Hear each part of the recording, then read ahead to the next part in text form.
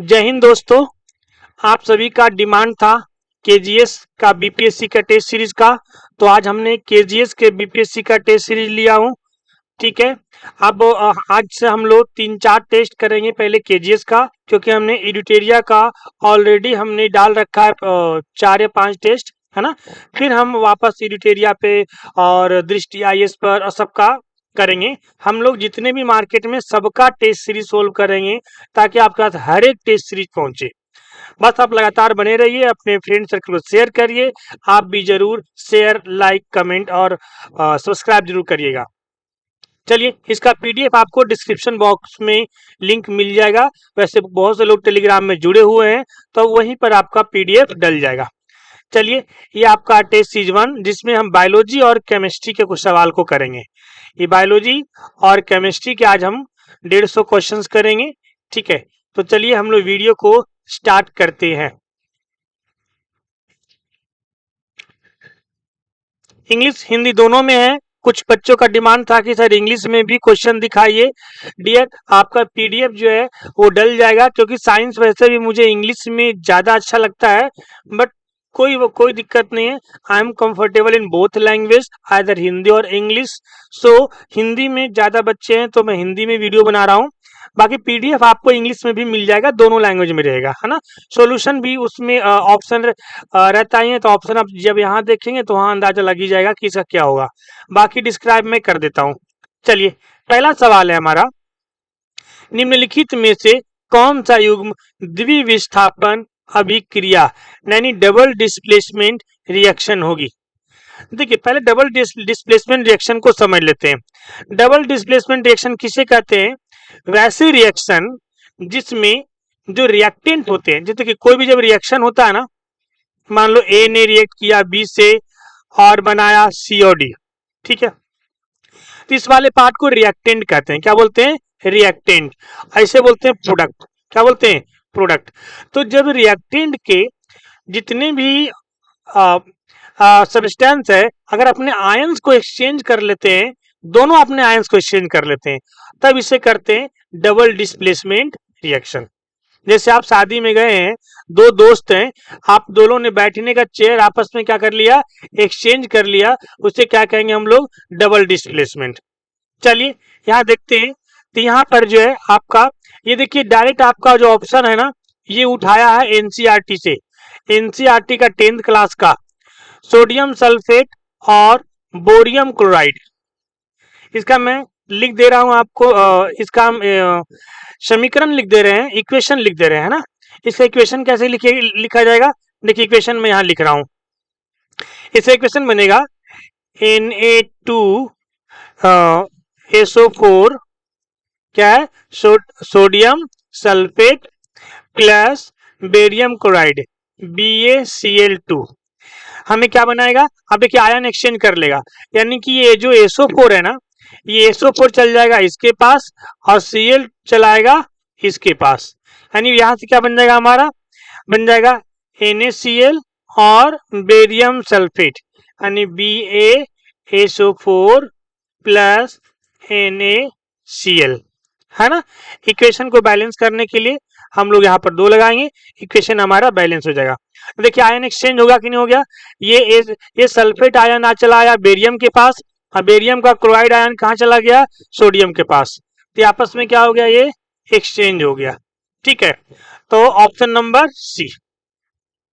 अगला सवाल, जब तांबा हवा में मौजूद नम कार्बन डाइऑक्साइड के साथ अभिक्रिया करता है अभिक्रिया करता है और धीरे धीरे अपनी चमकदार भूरी सतह खो देता है और एक हरा अवकरण निर्मित हो जाता है, तो ये हरा पदार्थ किसका एक उदाहरण है?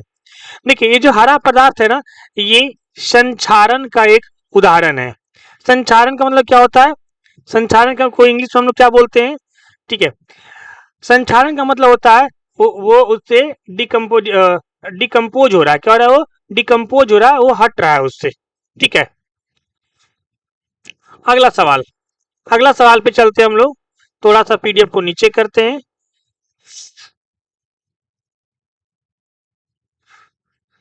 क्वेश्चन नंबर 3 कहता है, निम्नलिखित में से कौन सी सक्रिय प्रतिरोधक क्षमता को परिभाषित करता है? देखते हैं। यह एंटीबॉडी के पूर्व निर्मित इंजेक्शन द्वारा विकसित होता है। जरा बताइए तो। ठीक है, नहीं, ये नहीं है। यह प्लेसेंटा या दूध के माध्यम से मां से बच्चों में जाता है। नहीं जी, ये भी नहीं है। क्या बोला? सक्रिय प्रतिरोधक क्षमता। तो देखो, सक्रिय प्रतिरोधक क्षमता तब होता है जब किसी व्यक्ति की प्रतिरक्षा प्रणाली संक्रमण या टीका के बाद एंटीबॉडी का उत्पादन करती है। क्या बनाती है? एंटीबॉडी। एंटीबॉडी बनाएगी तभी तो जो बैक्टीरिया होगा उससे लड़ेगा, है ना। Option number C. ठीक है, चलिए अगला चलते हैं। Question number 4। क्वेश्चन नंबर 4 के लिए थोड़ा सा हमें ऊपर चलना होगा, खिसकाना होगा, तो हम लोग थोड़ा सा ऊपर खिसका लेते हैं। थोड़ा सा क्या, पूरा अच्छे से खिसका लेते हैं, एक क्वेश्चन और हो जाएगा। ठीक है। निम्नलिखित में से कौन सी प्रक्रिया उष्माशोषी है? उष्माशोषी का मतलब होता है एंडोथर्मिक। इसे क्या बोलते हैं हम लोग? एंडोथर्मिक।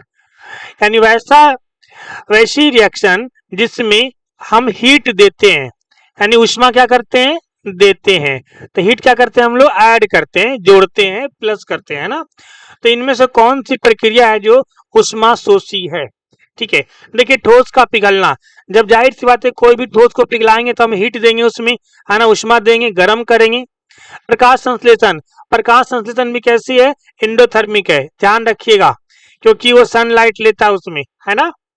तीसरा है जल का विद्युत अपघटन। जल का जो विद्युत अपघटन होता है ये भी कैसा है? एक उष्माशोषी है। क्या है? उष्माशोषी है। तो इसमें जल का जो इसको इंग्लिश में क्या बोलते हैं? जल का विद्युत अपघटन को वाटर का इलेक्ट्रोलिसिस। क्या बोलेंगे? वाटर का इलेक्ट्रोलिसिस। ठीक है, तो ये जो हमारा इसमें जल का जो विद्युतकरण होता है, इसमें क्या होता है? वाटर का जो मॉलिक्यूल है वो ब्रेक होता है। जो जल का जो अणु है ना, एक दूसरे में टूटते हैं। तो टूटने के लिए क्या चाहिए? इसको एनर्जी चाहिए। क्या चाहिए? एनर्जी चाहिए। तो ये भी कैसा हो गया? ये भी एक उष्माशोषी अभिक्रिया है। यानी इसका आंसर होगा डी, पहला, दूसरा और तीसरा तीनों होगा। ठीक है, अगला, निम्नलिखित में से पौधे के किस समूह को जनन के लिए पानी की आवश्यकता के कारण आमतौर पर पादप जगत का उभयचर कहा जाता है? देखिए, पादप जगत का उभयचर किसे कहते हैं? तो ये बायोफ्राइटा कहते हैं। किसको बोलते हैं? बायोफ्राइटा। ठीक है, क्योंकि इनकी जो गतिशील जो शुक्राणु होते हैं ना, ये प्रजनन के समय अंडे तक पहुंचने के लिए पानी पर निर्भर होते हैं। ये पौधे जो होते हैं ये वैसे तो जहां पर पानी होता है नम स्थानों पर पनपते हैं, और एक मध्यवर्ती जो होता है ना, बीच की कड़ी का भूमिका निभाते हैं। इसे बोलते हैं बायोफ्राइटा। क्या बोलते हैं? बायोफ्राइटा। ठीक है, टेरिफाइट क्या होता है? टेरिफाइटा क्या होता है कि एक संवहनीय पौधा होता है, जैसे जाइलम और फ्लोएम। टेरिफाइटा क्या है? संवहनीय पौधा होता है, इसमें जाइलम होता है, जाइलम और फ्लोएम, और फ्लोएम। फ्लोएम, जाइलम का काम क्या है? जड़ से पानी को ऊपर भेजना, ये वन साइडेड होता है। फ्लोएम क्या है? जो भोजन बनता है ग्लूकोज को ऊपर नीचे भेजना। ठीक है, ये बोथ साइडेड होता है, इसे बोलते हैं टेरिफाइटा। ठीक है, और अगला क्या है? जियोस्पर्म। जियोस्पर्म ऐसे होते हैं जो फूलदार पौधे होते हैं। जो फूल देने वाले पौधे होते हैं ना, फूलदार पौधे को हम लोग क्या बोलते हैं? जियोस्पर्म कहा जाता है। क्योंकि इसकी एक विशेषता होती है कि इनके बीज फलों के भीतर स्थित होते हैं। ठीक है, इनके बीज क्या होते हैं? फल के अंदर होते हैं। तो वैसे बीज जो फल के अंदर होते हैं उनमें क्या बोलेंगे? जियोस्पर्म। उसे क्या बोलेंगे हम लोग? जियोस्पर्म। ठीक है, सॉरी मैंने उल्टा मार्क कर दिया, यहाँ पर बोला ठीक हूं, मार्क उल्टा कर दिया हूं। जियोस्पर्म का मतलब ये होता है जो फलदार पौधा है ना, जो फल देता है। ठीक है, इनके बीज जो होंगे कहाँ होंगे? इनके बीज कहाँ होंगे? फल के भीतर, फल के अंदर, है ना। तो ध्यान रखिएगा। एंजियोस्पर्म, अरे नहीं जी, हम तो ठीक ही मार्क किए थे, ये एंजियोस्पर्म ही था। जो फलदार पौधा होगा, फलदार पौधा क्या होगा, एंजियोस्पर्म। जियोस्पर्म जो होता है, ठीक है, ये दीर्घजीवी पौधे का एक समूह है जो बीज उत्पन्न करते हैं, लेकिन इसके जो बीज जो है ये कोई सुरक्षात्मक कवर नहीं होता है, ठीक है, ये कोई सुरक्षात्मक कवर नहीं होता है, यानी कि एक वैसा जो ये बीज उत्पन्न करते हैं, क्या करते हैं, बीज उत्पन्न करते हैं, और इसमें बीज किसी से ढका नहीं होता है, ठीक है। चलिए अगले सवाल पे चलते हैं, इसको मिटाते हैं। अगला सवाल है,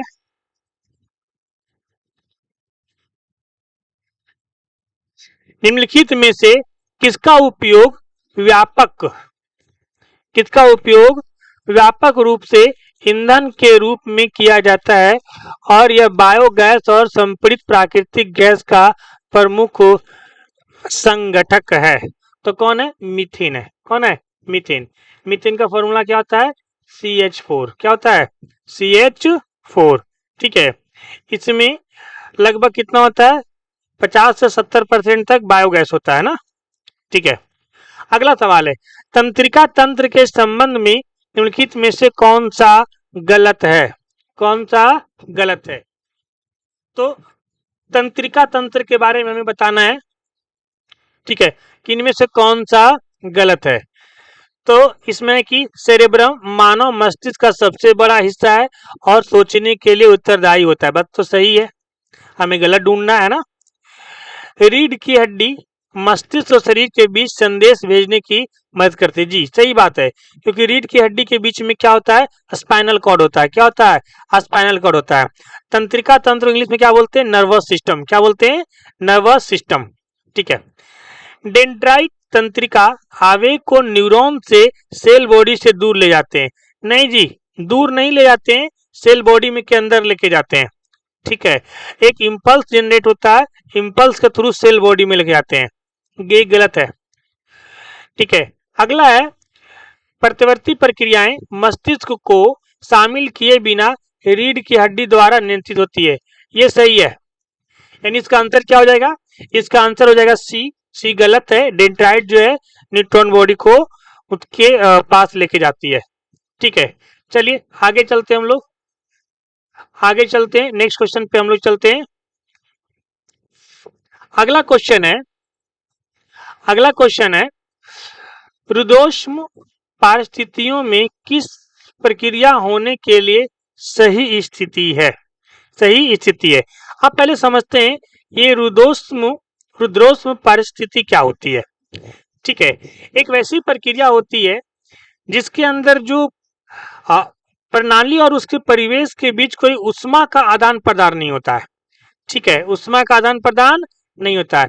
इसको इंग्लिश में क्या बोलते हैं, इसको इंग्लिश में क्या बोलते हैं, इसको इंग्लिश में बोलते हैं जो हीट को इधर से उधर नहीं होने देता है, आइसोलेटेड। क्या बोलते हैं इसको हम लोग, आइसोलेटेड कंडीशन, ठीक है। यानी कि जो हीट ना तो बाहर जाएगा ना ही अंदर जाएगा, तो ऐसे कंडीशन में क्या होगा, एक्सचेंज एनर्जी जीरो, ना हीट बाहर जा रहा है ना हीट अंदर जा रहा है। अगला सवाल है, अलैंगिक प्रजनन के संबंध में निम्नलिखित कथन पर विचार कीजिए। निम्नलिखित कथन पर क्या करना है, विचार करना है। चलिए विचार करते हैं।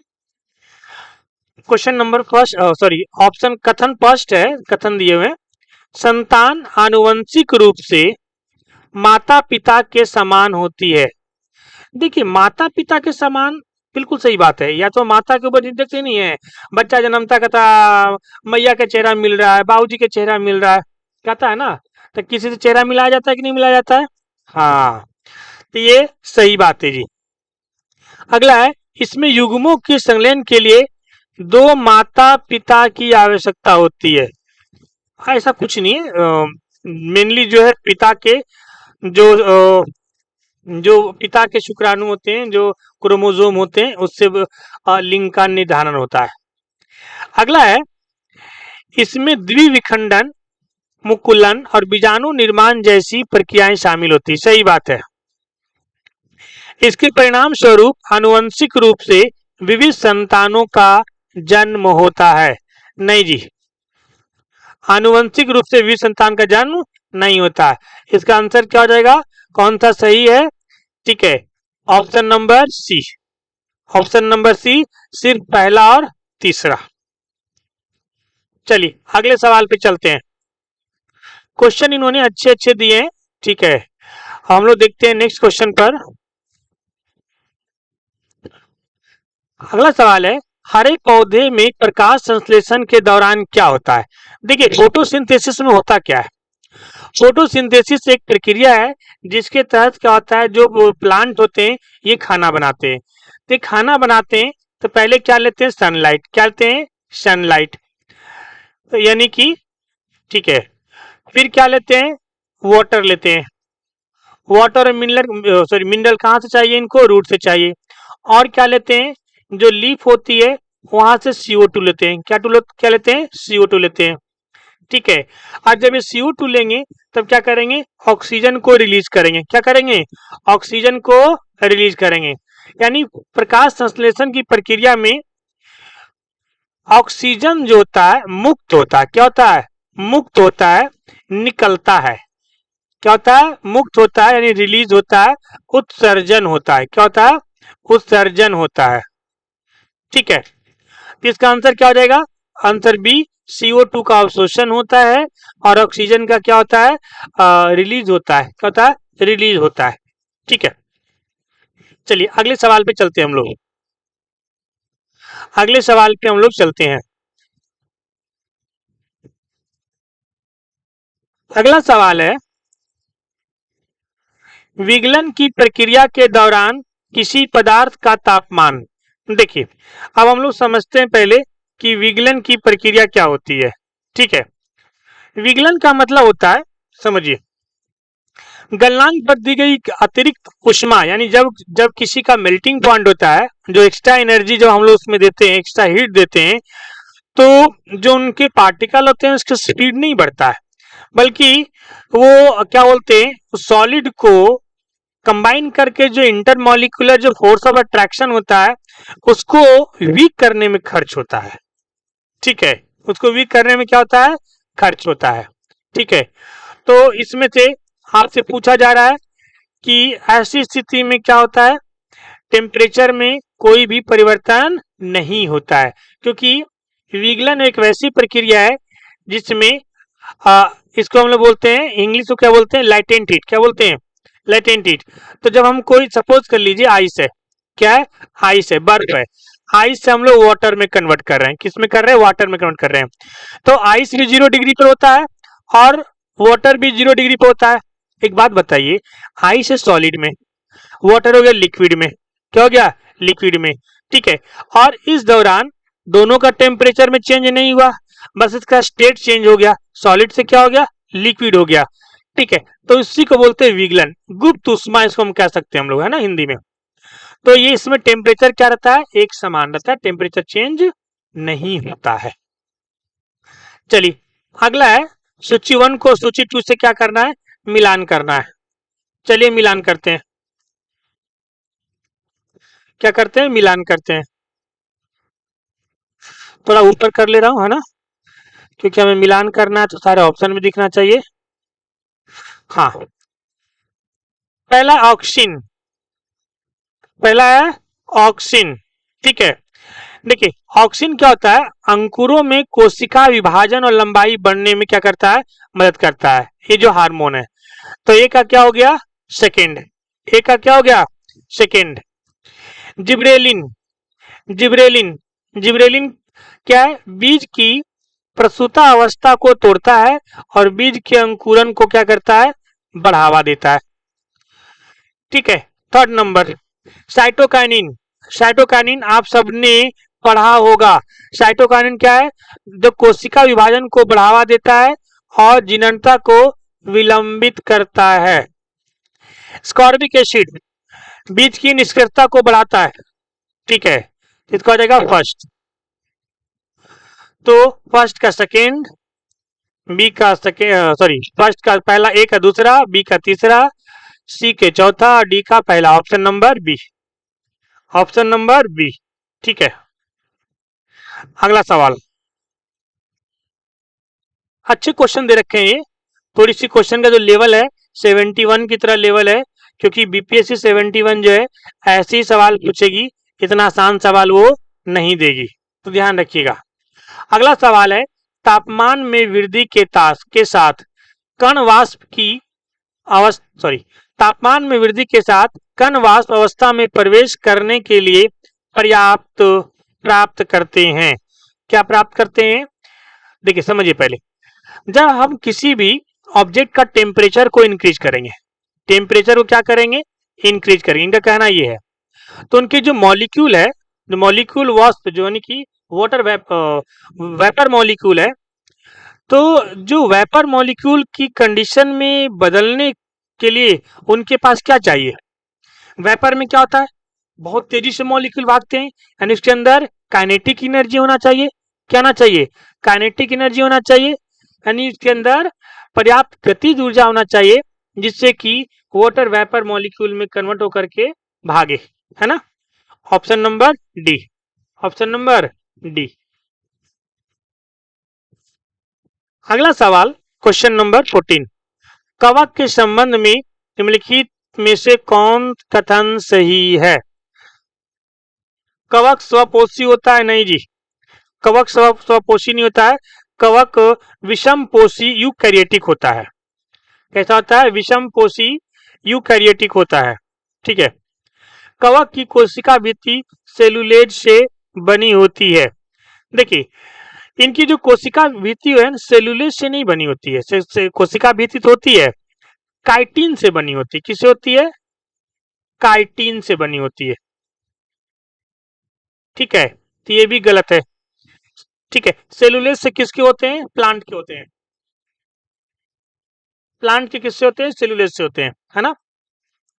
अगला है, कवक केवल अलैंगिक बीजाणुओं के माध्यम से प्रजनन करते हैं। ठीक है, देखिए ऐसा नहीं है, ये अलैंगिक भी और यौन दोनों माध्यम से करते हैं। तो ये केवल लिख दिया है, केवल नहीं होगा, दोनों माध्यम से करते हैं। कवक विषम पोषी है, अभी हमने बात किया, जो क्षयकारी कार्बन पदार्थ से पोषक तत्वों में शोषित करते हैं। बिल्कुल सही बात है, ऑप्शन नंबर डी क्या है? सही है। दोस्तों अगर आपको क्योंकि कुछ बच्चे अंग्रेजी में ज़्यादा कंफर्टेबल होते होंगे, तो हिंदी में मैं बहुत सारे जो हैं उनको इंग्लिश में कन्वर्ट कर देता हूं, लेकिन कुछ अगर नहीं कन्वर्ट कर पा रहा हूं तो आप इंग्लिश का पीडीएफ जरूर देख लीजिएगा, क्योंकि इंग्लिश में जो क्वेश्चंस हैं आप वहां से, और सोल्यूशन जो हम यहाँ बता रहे हैं इसमें देखिएगा, ऑप्शन सेम ही होता है, ऑप्शन चेंज नहीं होता है, तो आपको कोई दिक्कत नहीं होगा। चलिए अगले सवाल पे चलते हैं हम लोग। क्वेश्चन नंबर 15, कथन और कारण। ठीक है, कथन है, आनुवंशिक रूप से संशोधित गिगर मुलर है ना, जीएम फसलें कीटों का प्रतिरोध कर सकती है, जिससे रासायनिक कीटनाशकों की आवश्यकता कम हो जाती है। ठीक है, बात तो बिल्कुल सही है। आनुवंशिक रूप से संशोधित जीएम फसलों में वांछित विशेषता की उत्पन्न करने के लिए विशिष्ट जीनों को कृत्रिम रूप से डाला जाता है। हाँ, इसीलिए क्या कर सकते हैं, वो प्रतिरोध कर सकती है, जिनसे रासायनिक कीट की आवश्यकता कम हो जाती है। सही बात है, ये दोनों सही है और सही एक्सप्लेनेशन देता है। चलिए अगला सवाल,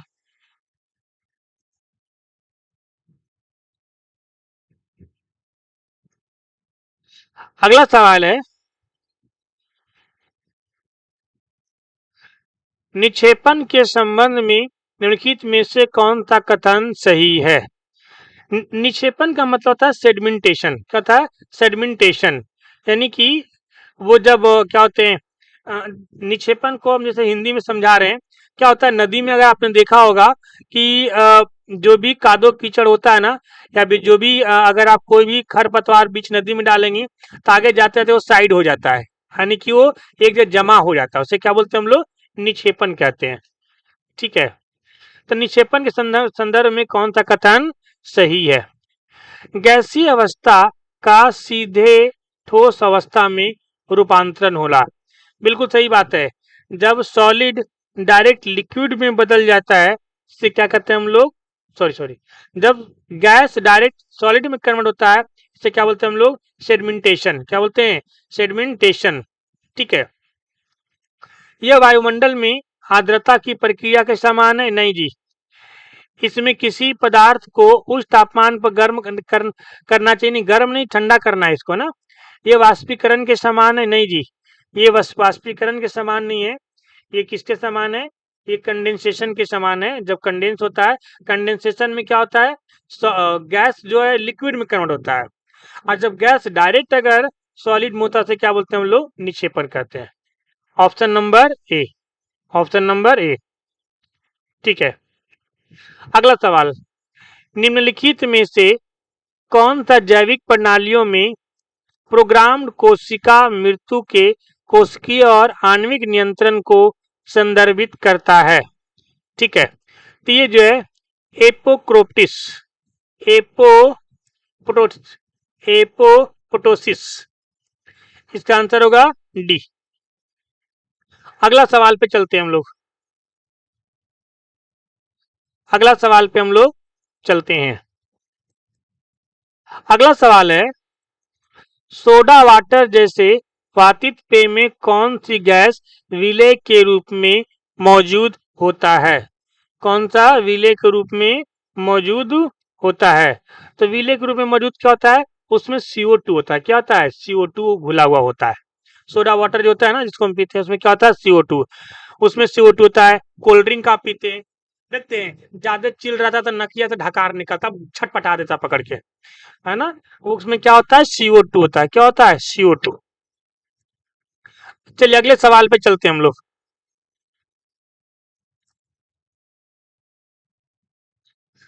अगला क्वेश्चन है, कथन और कथन 1 कथन 2 हमें बताना है कि सही उत्तर का चयन करना है। ठीक है, आइए, सभी हरे पौधे स्वपोषी होते हैं जी। स्वपोषी उसे कहते हैं जो अपना खाना खुद बनाते हैं, क्योंकि वो क्लोरोफिल का उपयोग करके अपना भोजन स्वयं बनाते हैं। सही बात है। ठीक है, घटपर्णी पौधे जो कीटभक्षी होते हैं प्रकाश संश्लेषण करते हैं तथा पोषक तत्वों की आवश्यकता को पूरा करने के लिए कीटों पर निर्भर होते हैं जी। सही बात है। कुछ जो घटपर्णी पौधे हैं जो कीटभक्षी होते हैं, कीटभक्षी मतलब कीट को खाते हैं। देखे होंगे बहुत ऐसे प्लांट होते हैं, वो पत्ता ऐसे खुला रहेगा, जैसे वहां कोई कीट बैठता है वो बंद हो जाता है धीरे धीरे, और उसको क्या कर लेता है, वो फिर खा लेता है, यूज कर लेता है। ठीक है, तो ये क्या होगा इसका, दोनों कथन सही है। दोनों कथन क्या है, सही है। ठीक है, अगला है, मानव शरीर में नेफ्रॉन को एक कुशल निस्पंदन इकाई क्यों माना गया। देखिए नेफ्रॉन कहाँ पाया जाता है, किडनी में। कहाँ पाया जाता है, किडनी में।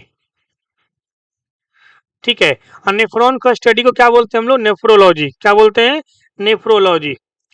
कर रहा यह मूत्र को तब तक संग्रहित करता है जब तक कि वो बाहर नहीं जी, ये संग्रहित नहीं करता है, क्या करता है, सिर्फ छानने का काम करता है। क्या करता है, यह फिल्टर है। क्या करता है, ये सिर्फ छानने काम करता है। यह हाथों से ठोस अपशिष्ट पदार्थ को बाहर निकालता है, ऐसा कुछ नहीं करता है। यह रक्त को फिल्टर करता है। क्या करता है, ब्लड को फिल्टर करता है, और जो अनुपयोगी होते हैं जिसको बाहर निकालना उसको बाहर निकालता है, और जो उपयोगी होता है उसे क्या कर लेते हैं, अवशोषित कर लेता है। ये सही है। ये पेपड़ा तो यहाँ हाईवे नहीं करेगा, पेपड़ा कहाँ था गया। ठीक है, तो ये हो गया आपका आंसर सी। चलिए अगले सवाल पर, चलिए अगले सवाल पे चलते हैं। अगला सवाल कहता है, निम्नलिखित में से कौन सी दवा गिद्धों की मृत्यु का कारण बताई गई है। हाँ जी, ये भी हाल ही में ऐसा कुछ हुआ था, है ना। इसके लिए डा, डाई डाइक्लोफिनिक डाइक्लोफिनिक जो है इसको बताया गया था कि एक जो है गैर एस्टेरॉयडल एंटी फ्लेमिंग दवा है, जिसका मुख्य कारण से पशु चिकित्सा, इसका जो उपयोग होता है ना पशु चिकित्सा में उपयोग होता है ना। और इसके जैसे जब पशु को उपचार होता है, जानवर जब मरते हैं तो उनके जो शव को खाते हैं गिद्ध को, तो उनकी किडनी गंभीर रूप से क्या होती है, खराब हो जाती है। जिससे गिद्ध की आबादी है कमी आ रहा है, खासकर जो है साउथ एशिया में। तो ये एक दवा है जिसका पशु पशु चिकित्सा में पशु चिकित्सा में क्या होता है, उपयोग होता है। ठीक है, और जब उपयोग होता है फिर उस पशु के मरे हुए को जो गिद्ध खाते हैं तो गिद्ध को क्या, किडनी की बीमारी होती है और मर जाते हैं फिर। अगला सवाल है, इन सवाल को हम थोड़ा खिंचका लेते हैं ऊपर, क्योंकि फिर हमें वैसे ही ऊपर करना पड़ेगा, है ना। हम्म निम्नलिखित में से कौन सा पशु व्यवहार का प्रकार उसके संगत उदाहरण के साथ सुमेलित है। ठीक है, जरा देखते हैं कौन सा सुमेलित है। ठीक है, एक नवजात बछड़ा दूध पीना शुरू करता है, सह सहज प्रवृत्ति के कारण। बिल्कुल सही बात है, बिल्कुल सही बात है। ठीक है, एक पक्षी सर्दियों के दौरान गर्म क्षेत्र की ओर उड़ता है क्योंकि वो प्रवास की जरूरत होता है ना। सही बात है। अप्रशिक्षण के बाद एक कुत्ता आदेश पर बैठता है, सॉरी, प्रशिक्षण के बाद एक कुत्ता आदेश पर बैठता है, बोलते हैं ना बैठ जाओ उठ जाओ। ठीक है, तो जो प्रशिक्षण के बाद को ये आदेश पर बैठना एक सीखा हुआ व्यवहार है, सीखा हुआ व्यवहार है। ठीक है, तो ये जो है इसको हम लोग प्रतिवर्त नहीं कहेंगे क्योंकि ये सिखाया हुआ है ना, तो ये क्या है, ये गलत मिला हुआ है। ठीक है, प्रतिवर्त उसे कहते हैं। ठीक है, प्रतिवर्त का मतलब होता है रिफ्लेक्स एक्शन, इंग्लिश क्या बोलते हैं, रिफ्लेक्स एक्शन, रिफ्लेक्स एक्शन। तो रिफ्लेक्स एक्शन उसे कहते हैं जिसके लिए आपके ऊपर कंट्रोल नहीं हो। ठीक है, जैसे अनैच्छिक क्रिया, जैसे पलक झपकना हो गया, आप कोई गर्म चीज हाथ लगे तुरंत हाथ को हटाना, ये क्या है, रिफ्लेक्स एक्शन है। ठीक है, अगला है, एक चिंपांजी दीमक निकलने के लिए छड़ी का उपयोग करता है। एक चिंपांजी जो है दीमक निकालने के लिए छड़ी का उपयोग करता है, ये सीखा हुआ व्यवहार है। सही बात है। ठीक है, तो पहला दूसरा और चौथा सही है, सही उत्तर का चयन करें। ठीक है, तीसरा क्या है, गलत है। ठीक है, चलिए अगले सवाल चलते हैं। साइंस थोड़ा सा टाइम ले रहा है समझाने में। ठीक है, तो घबराने की कोई बात नहीं है, जहां पे समझाने का कम रहेगा वहां पे कम समझा के चलेंगे। अगला सवाल है, अभिकर्मक अब तो अभिकथन और कारण कोलाइड के परिक्षिप्त प्रवस्था और परिक्षेपण माध्यम की भौतिक अवस्थाओं के अनुसार वर्गीकृत किया जाता है, वर्गीकृत किया जाता है। बिल्कुल सही बात है।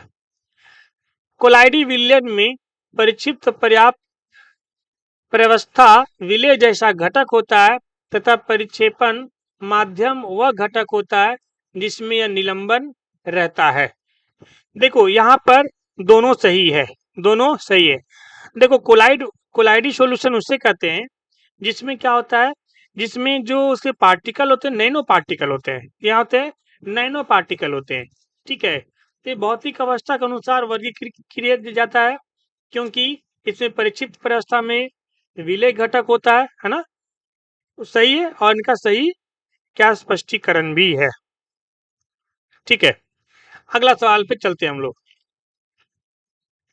अगला सवाल कहता है, क्वेश्चन नंबर 24, निम्नलिखित में से कौन सा अंतःस्रावी ग्रंथि नहीं है। देखिए ग्रंथियां कितनी होती हैं, दो तरह की होती हैं। एक बाह्य स्रावी जिनका बाहर की ओर स्रावित होता है, इसको क्या बोलते हैं, इसको बोलते हैं हम लोग इक्जो। ठीक है, इसको क्या बोलते हैं, इक्जोक्राइन। और एक होता है एंडोक्राइन, क्या होता है, एंडोक्राइन। इंग्लिश वाले के लिए बता रहा हूँ, एंडोक्राइन। तो एक्सोक्राइन उसे कहते हैं जो बाह्य ग्रंथि होता है, इंडोक्राइन उसे कहते हैं जो अंतःस्रावी ग्रंथि होता है। ठीक है, जो अंदर की हो, देखो पिट्यूटी क्या है, इंडोस्रावी। ठीक है, इंडोस्रावीन है, क्या है, तो ये हमसे क्या पूछा, नहीं है, तो ये है अंतःस्रावी। लार ग्रंथि, लार ग्रंथि, लार कहाँ गिरता है, अंदर गिरता है कि बाहर गिरता है, कहने का मतलब जिसका स्रावित शरीर के अंदर होता है, ठीक है, उसे बोलते हैं एंडोक्राइन। जिसका शरीर से बाहर होता है, जैसे लार गिरता है, पसीना निकलता है, नाक से क्या निकलता है, एक एक लोंदा निकलता है ना, आंख से क्या निकलता है, सुबह सुबह कीची निकलता है, सब क्या है, एक्सोस्राविन, ठीक है, एक्सोक्राइन। और एंडोक्राइन क्या है, जो अंदर निकलता है, जैसे pituitary gland, thyroid gland, adrenal gland, है ना, ये सब क्या है, एंडोक्राइन है। तो हमसे पूछा है कौन सा अंतःस्रावी नहीं है, इसका आंसर क्या हो जाएगा, बी। अगला सवाल, अगला सवाल, अगला सवाल है,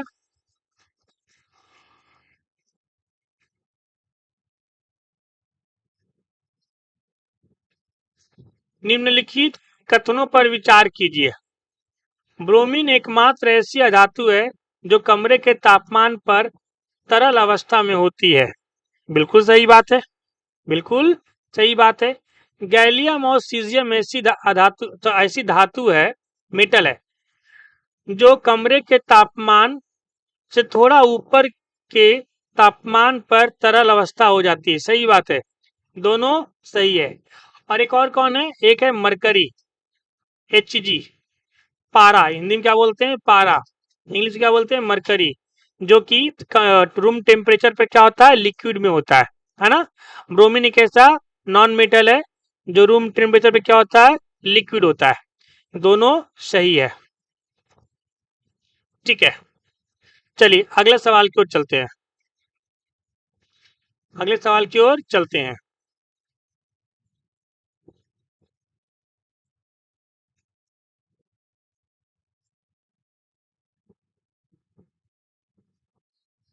अगला क्वेश्चन है, पादप और जंतु कोशिकाओं के संबंध में निम्नलिखित कथनों में से कौन से सही है।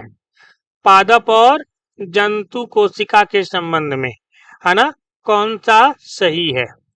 देखिए, पादप कोशिकाओं में कोशिका भित्ति सेलुलोज की बनी होती, बात सही है। कोशिका भित्ति मतलब सेल वॉल, सेल वॉल। जबकि जंतु में कोशिकाओं में कोशिका भित्ति नहीं होता है, एनिमल में सेल वॉल नहीं होता है।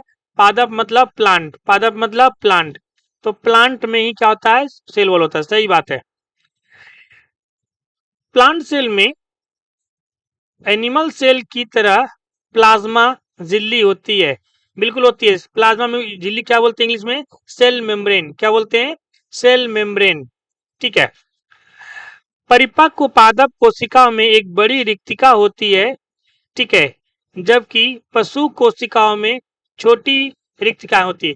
रिक्तिका बोलते हैं वैक्यूलस को, क्या बोलते हैं, वैक्यूलस को, जिसमें वाटर क्या होता है, जमा होता है।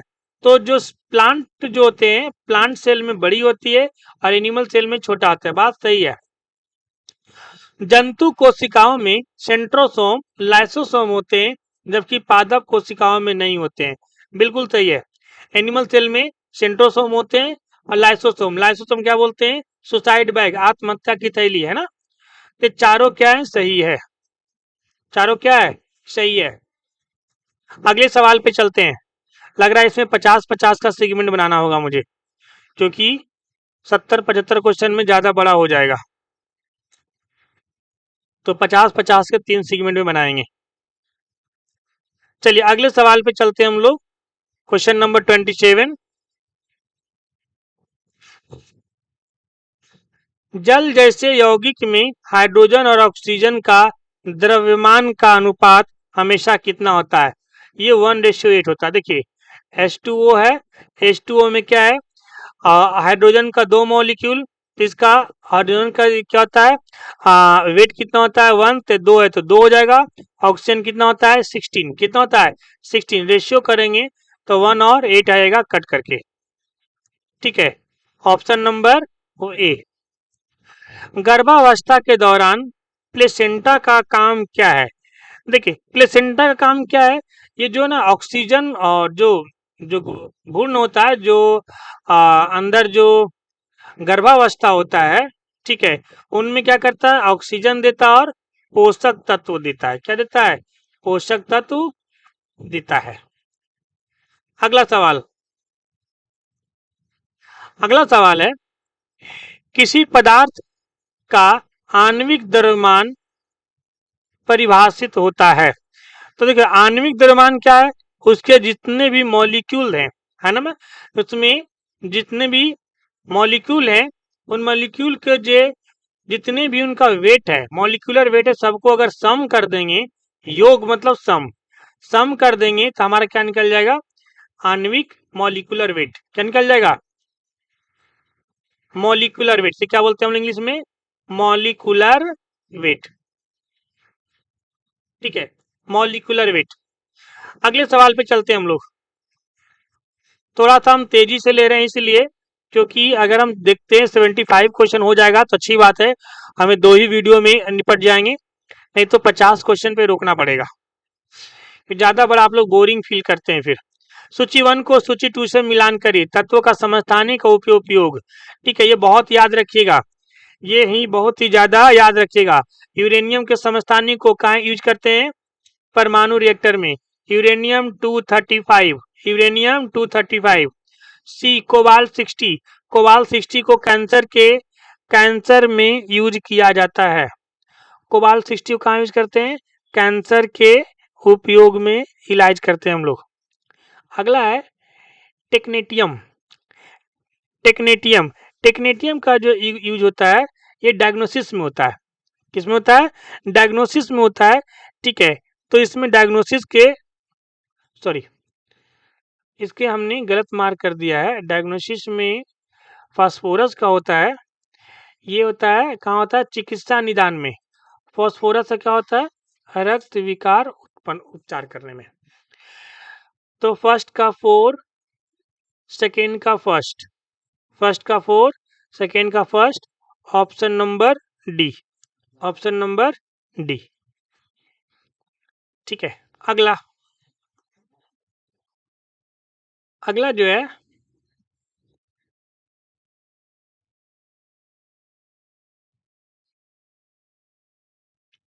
20 वर्षीय व्यक्ति के फास्टिंग ब्लड ग्लूकोज का सामान्य स्तर कितनी होनी चाहिए।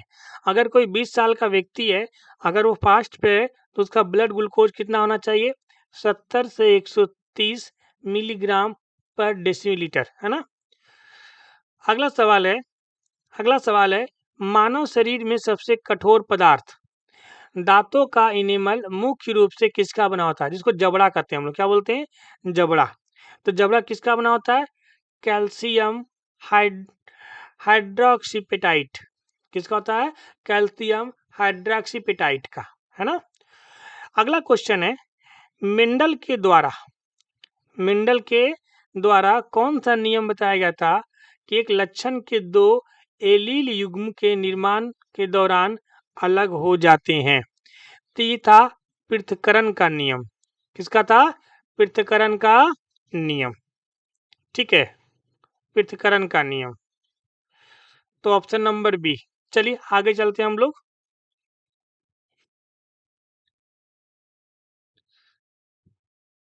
आगे चलते हैं, जब सोडियम क्लोराइड के जलीय घोल से बिजली प्रवाहित की जाती है तो यह विघटित होकर सोडियम हाइड्रोक्साइड बन जाता है।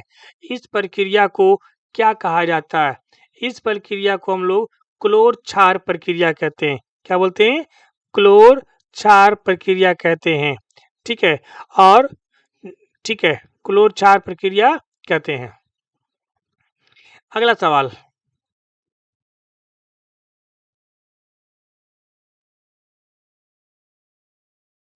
अगला क्वेश्चन है, अगले क्वेश्चन पे हम लोग चलते हैं फटाफट। 35।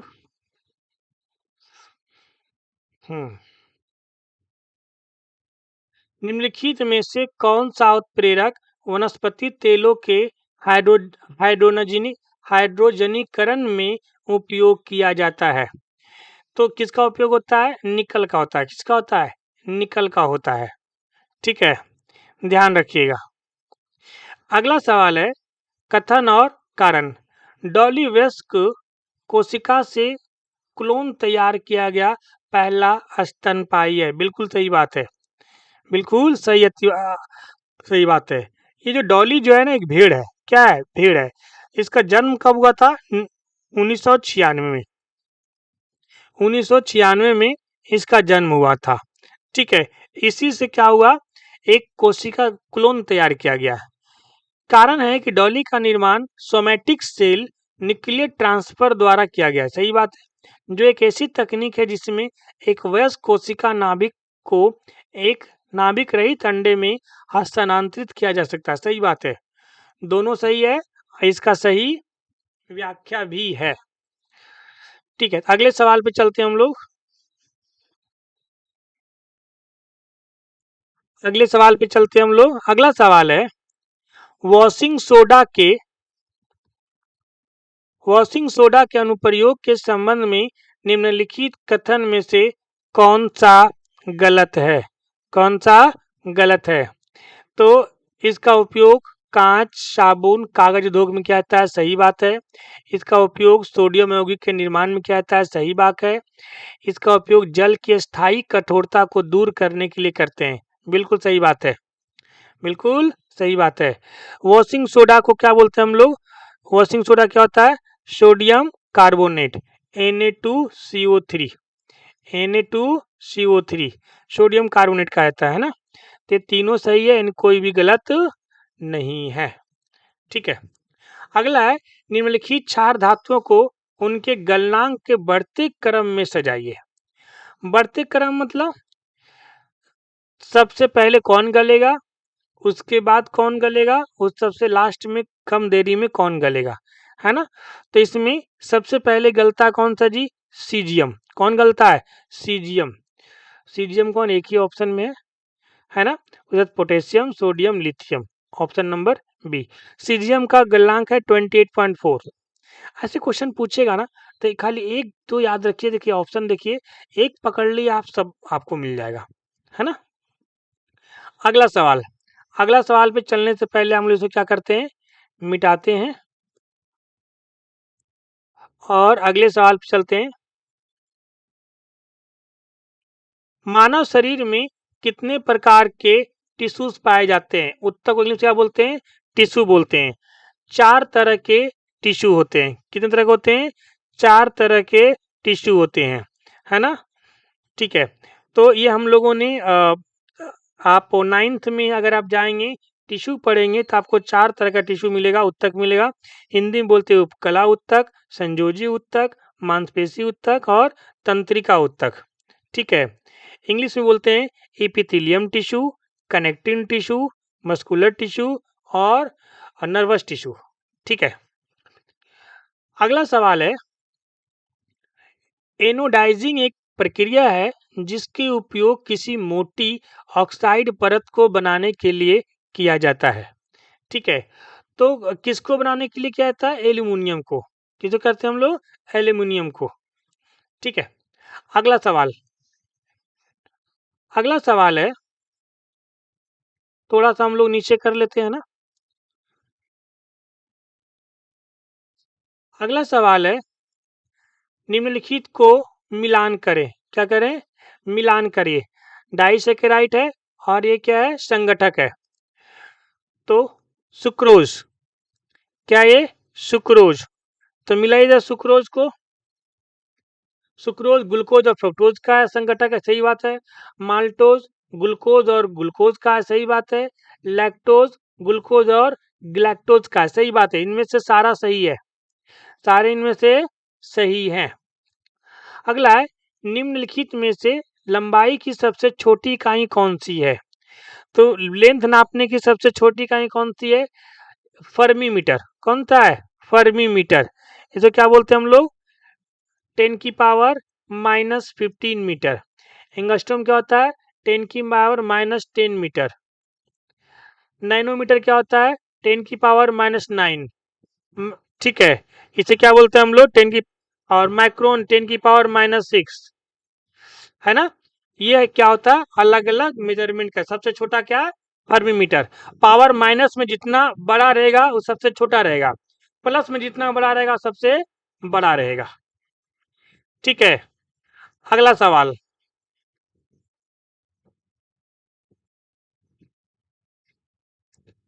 अगला सवाल है,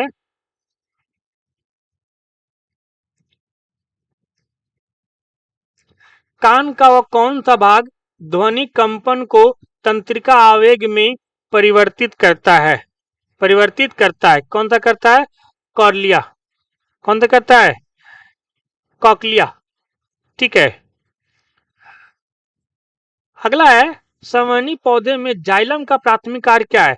आपको बताया तो जाइलम का काम क्या है? भोजन का सॉरी जल का परिवहन। क्या काम है? जल का परिवहन। ये वन साइडेड होता है, वन वे होता है, सिर्फ नीचे से ऊपर लेके जाता है। भोजन का परिवहन कौन करता है? फ्लोएम। कौन करता है? फ्लोएम, बताया था हमने। फ्लोएम। ये ऊपर भी लेके जाता है और नीचे भी लेके जाता है, दोनों बोथ साइडेड होता है। ये भी पूछ सकता है कि पौधे में वन साइडेड वर्क कौन करता है? जाइलम। और बोथ साइडेड वर्क कौन करता है? फ्लोएम। ध्यान रखिएगा। अगला सवाल, अगला जो सवाल है, बस हम लोग 50 तक करेंगे, 5 क्वेश्चन और है। आधुनिक रसायन विज्ञान का जनक किसे कहा जाता है? आधुनिक रसायन विज्ञान जनक किसे कहा जाता है? एंटोनी लाइवरेशियस लेवोसियस को। ठीक है, लेवोजियर को क्या बोलते हैं? लेवोजियर। तो रसायन के जनक किसे कहते हैं? लेवोजियर। अगला है, मिलान करना है। क्या करना है? मिलान करना है। चलिए मिलान करते हैं थोड़ा सा। सूची 1 को सूची 2 से मिलान करना है। गुण और तत्व। ठीक है।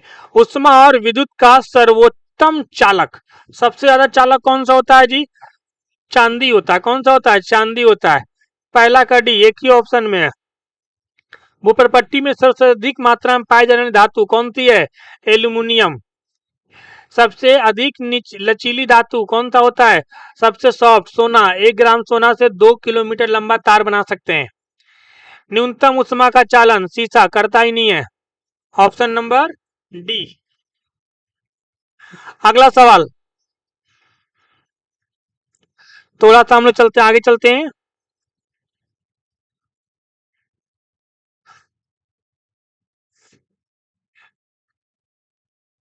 क्रोमेटोग्राफी तकनीक का प्रयोग किस लिए किया जाता है? देखिए, क्रोमेटोग्राफी का प्रयोग जो है ना, ये दो जो मिश्रण है उसको अलग अलग करने के लिए किया जाता है जी। Option number D. अगला है, ठीक है, अगला है, पादप पुस्तकों के संबंध में कौन सा कथन सही है? प्लांट टिश्यू के बारे में पूछा जा रहा है। ठीक है, सही पूछा है। तो क्लोरीन कायमा पौधे को लचीला प्रदान करता है और वो ये हार्ड प्रदान करता है, गलत है। एरन कायमा फ्लोरीन होता है, क्लोरोफिल होता है जो प्रकाश को संश्लेषित करता है, ये एरन कायमा नहीं है। ठीक है, एरन कायमा नहीं है। ठीक है, देखो फ्लोरीन कायमा का काम होता है प्रकाश संश्लेषण करना। ठीक है, और एरन कायमा का काम होता है ये उत्प्लावनता को बढ़ाना। ये उल्टा एक दूसरे का लिख दिया जी, ध्यान रखिएगा। अगला है, कोरेन कायमा एक जीवित उत्तक है जो पौधे के विभिन्न भागों को यांत्रिक सहायता और लचीलापन प्रदान करता है। सही बात है। पौधे की संरचना को सहारा देने के लिए पैरेन कायमा मृत कोशिकाएं मृत हो जाती है और कानों की पट्टी मोती नहीं, ऐसा कुछ नहीं है। और तो इसमें सही कौन सा है? Option number C. Option number C. 2 सवाल और देख लेते हैं, फिर हम लोग अगले वीडियो में देखें कि एक वीडियो हमको ज्यादा हो जाएगा। आइए क्वेश्चन नंबर 49। Question number 49। 49 कहता है, जब कपूर नैप्थलीन या सूखी बर्फ जैसे हवा में खुले रहने से धीरे धीरे गायब हो जाता है, उसे क्या कहते हैं? उसे कहते हैं ऊर्ध्वापातन। क्या बोलते हैं? ऊर्ध्वापातन। इंग्लिश में क्या बोलते हैं? सब्लिमेशन। क्या बोलेंगे? सब्लिमेशन। तो सब्लिमेशन वह प्रोसेस है जिसमें जिसमें सॉलिड डायरेक्ट गैस में कन्वर्ट हो जाता है। इसमें क्या होता है? जो सॉलिड होता है, ठोस होता है, डायरेक्ट किस में कन्वर्ट हो जाता है? गैस में कन्वर्ट हो जाता है। लास्ट सवाल है, कथन और कारण। सजातीय मिश्रण संरचना या संगठक एक समान होते हैं। एक समान होते हैं। ठीक है, सही है। विषम मिश्रण में अलग अलग पदार्थ होते हैं और उनकी संरचना एक समान नहीं होती। सही बात है, लेकिन ये इनका रीजन नहीं है। ठीक है, तो दोनों सही है लेकिन सही स्पष्टीकरण नहीं है। ठीक है, तो ये 50 क्वेश्चन था। हम लोग नेक्स्ट वीडियो में मिलेंगे क्योंकि एक में बहुत ज़्यादा बोरिंग हो जाएगा। तो आप लोग अपना ध्यान रखिए, कमेंट करके ज़रूर बताइए साइंस कैसा लगा, इंग्लिश और चाहिए या फिर ठीक है, और थोड़ा सा हमें ज़रूर कमेंट करिएगा। धन्यवाद।